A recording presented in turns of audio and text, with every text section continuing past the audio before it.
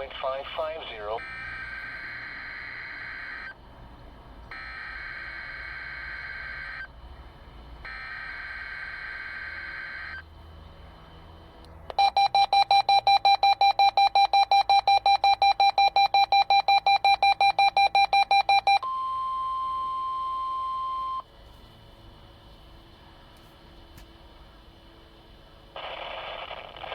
The National Weather Service in Chanhassen, Minnesota has just activated the warning alarm on 13 weather radio stations across central and southern Minnesota and west central Wisconsin. During dangerous weather situations, these specially built radios are automatically activated to warn for the hazard. Tests of these radios are normally conducted by the National Weather Service in Chanhassen every Wednesday at 1 p.m.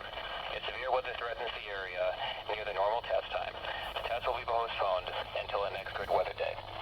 The warning alarm will be activated for selected watches, warnings, and statements affecting central and southern Minnesota and west central Wisconsin. This concludes the test of the warning system. We now return to